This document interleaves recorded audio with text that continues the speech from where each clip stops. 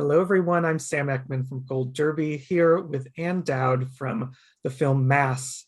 And this film, the characters, your character is dealing with such a extreme scenario and extreme emotions based on the scenario she's living through. When you open a script and you read it and you see that it is this impossible sort of set of emotions, is that, do you think this is going to be terrifying, or is that an opportunity for you? It's both, and that's a very good way to put it. Um, because when I read it, it's so well written and it's truthful. There isn't a scattered, unthought about phrase in it. And that's a very powerful read. And I honestly think that's the first thing an actor is drawn to is the writing. It always begins with text, doesn't it? I was very curious about Linda. I admired her tremendously, and I couldn't imagine how she was able to come to the place she is at the start of the film, let alone the end. What kind of bravery, what kind of willingness to continue life when everything you knew before and someone you love more than really life itself is gone. So I found her extremely compelling, and sure, you can bet I was nervous about it, because somebody like that, and also given what people have gone through in the world, you've got to go to those levels of despair and grief that the role requires, just out of plain respect, which is always an actor's job. In this case, it was particularly strong to just square off with where we needed to be, which I think everyone, and that's the beauty of this experience. I'm sorry, I'm rambling a bit here, Sam, but the beauty of the experience is I think we all knew it, and we didn't have to talk about that because we knew it in our hearts and souls. And when we came together, we knew what we were there to do and hoped we could do it, and just went in. Yeah. Well, I've talked to your co-stars previously, and they let me in on a fact, a sort of bit of your preparation. Martha and Jason said they spent a lot of time hashing out the details and the history of their relationship to sort of form that together. But they said you and Reed approached it a bit differently in terms of forming your character's history, and didn't go into that sort of getting into those details. Why was that? What about it made that the right way to prepare for you, the two of you? What I found so interesting about that is that it never occurred to me, and I don't believe it occurred to Reed. And because it's so clear in the writing, it is subtle and as real as rain. And I didn't have any questions. And we could each go our own way in that backstory, if you will. And it was a different matter, of course, for Jason and Martha. But Reed and I understood, I think, the disconnect, and there was no way to move forward together. And as we all know, couples have revisionist history. Let us say, I don't think we would be immune to that, but it just felt very comfortable being. I love Reed. I love working with him. Trusted him completely. He's a true, he's a true blue on every level. So we were good not to hash through it. Yeah, it seems like you would have to trust completely on this set, because the experience, most of this film is shot around one room and one table. What does that add to the process of filming when it is so close and so intense like that the whole time? I think it began, of course, with our 2.5 days together to rehearse, because what happened in that period of time was that we knew we could trust one another. That's hugely important when there's not a lot of time and not a lot of rehearsal. And I think we all realized that. We've been at it a long time on stage, in film and television, whatever. We know what it means not to leave the table, even if you want to. Meaning, if you feel like, whoa, I'm lost, stay at the table, look at each other, listen to what's being said. You know, just being so familiar with that flow, and just also personally liking one another, and trusting one another. And so, being around that table, oh gosh, not even remembering where's camera. Oh, is there camera? Of course, there's got to be camera. We're shooting something, I think. It just is a very extraordinary experience. I would also say, no, Jason would make fun of me. Maybe the other two would, but he's more vocal. Adore him too. I was extraordinarily struck by the generosity of character to actor, Linda to me. It really was so clear that the help comes to us. It's kind of remarkable experience, a spiritual one actually, in many ways, because I couldn't even imagine what it was like for her. Mm. And there's only so far you can go in the imagination, which is where we do need to go, because that's what we do as actors. You know, we don't take those consequences home, because if we did, how could we do it time after time, right? For us, it is jumping into the make believe, the imagination. But in those particular areas where the pain was too deep to begin to understand, she was so present. I'm eternally grateful to her for that. That really was a profound experience. Yeah, Linda is, as a character, unique, at least in my experience of the film, in that it seems like she really wants a connection with the couple across the table from her in a way that maybe the other three aren't looking for or aren't ready for yet. She really has a desire to reach across that table and connect and get into these people's lives. Where does that come from, you think? Why is she the one in that table who's really searching for that? I think it's because she broke entirely, which is not to say that Gail and Jason didn't, Martha and Jason. But what you add to Linda's grief is that not just the loss of her son, which to me is, you know, being the mother of three, but that he took the lives of others and changed forever the lives of those human beings, that life would never be the same for them. And the part that came later to me was the awareness that her son was in that level of despair, and Linda missed it. And but he took his own life. You know, I don't know if you have children. Perhaps you can imagine it, just that, or I don't mean to intrude personally on your life. But for a child to take his or her life, which is to say, I do not value, I cannot stay.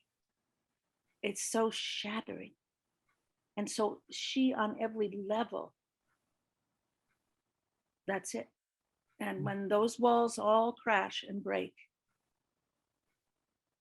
and the world is burning around you, and there is nowhere to go, you can end it.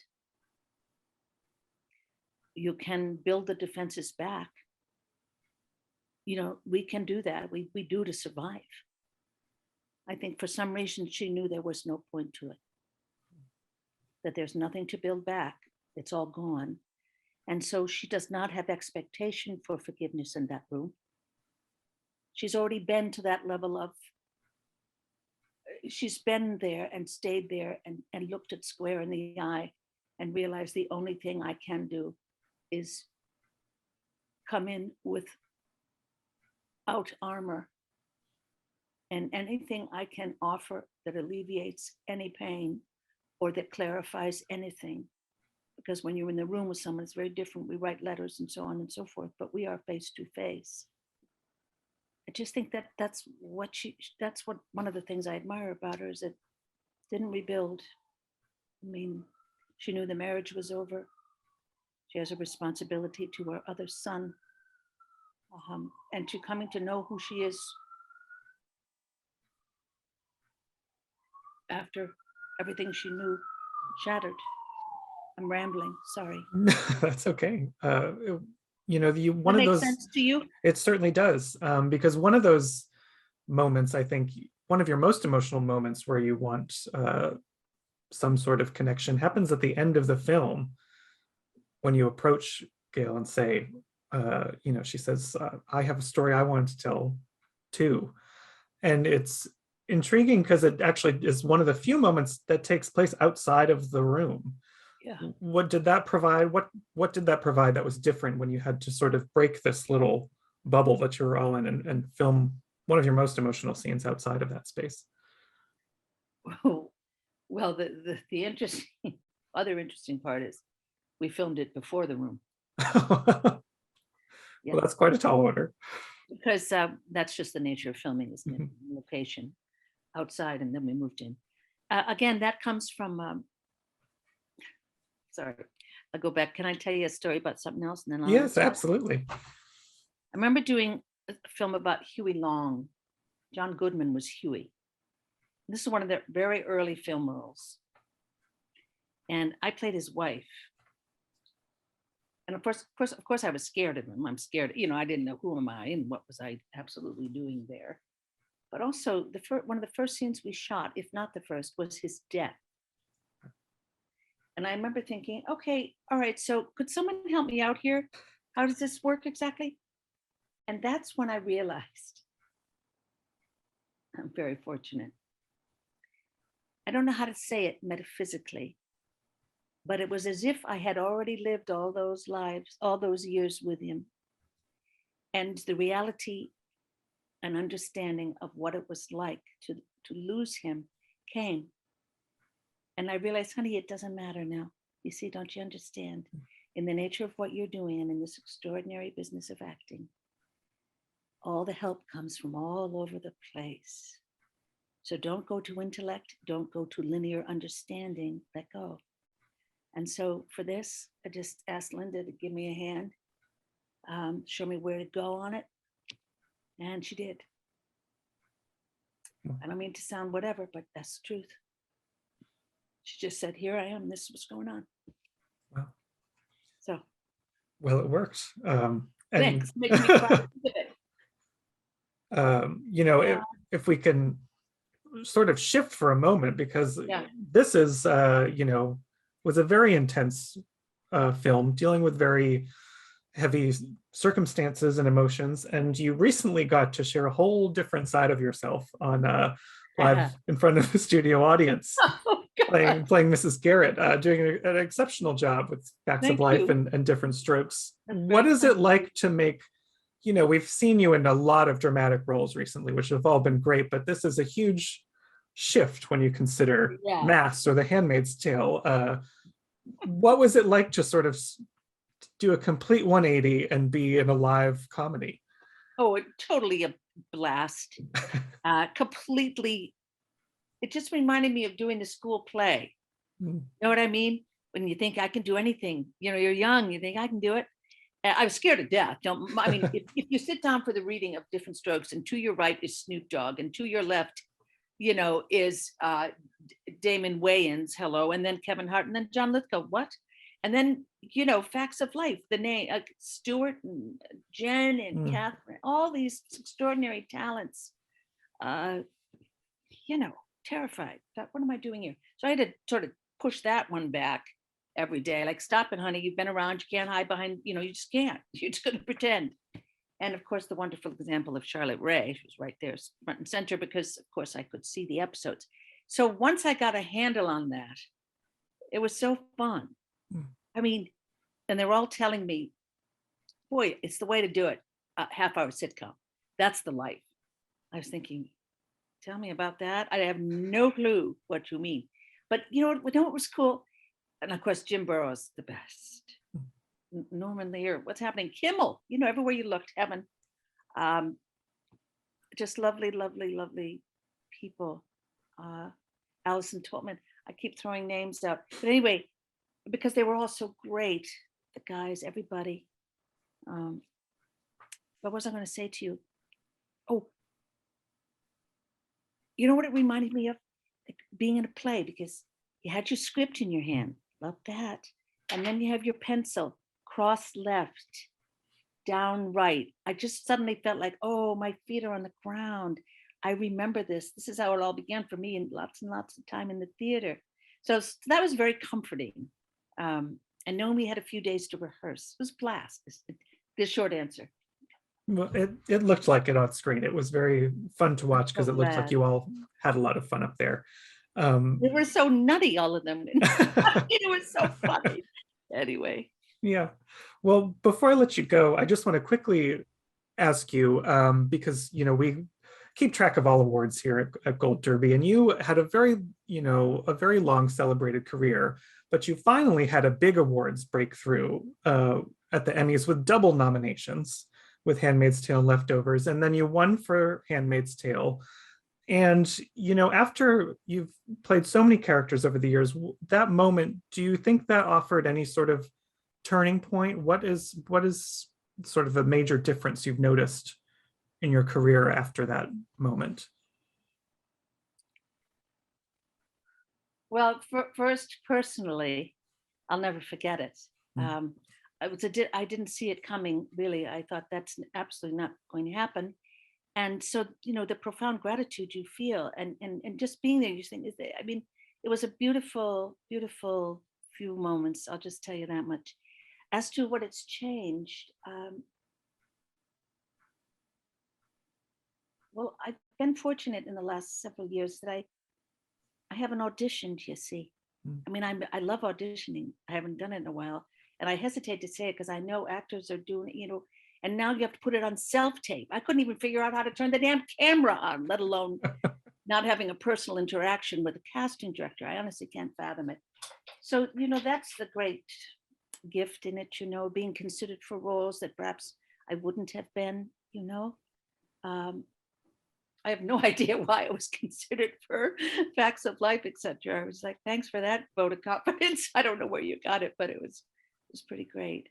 So I would say that was the major change, so to speak. Well, we'll hope you get considered for more, not only dramas, but comedies like Facts of Life, Different Strokes, because it was great to see.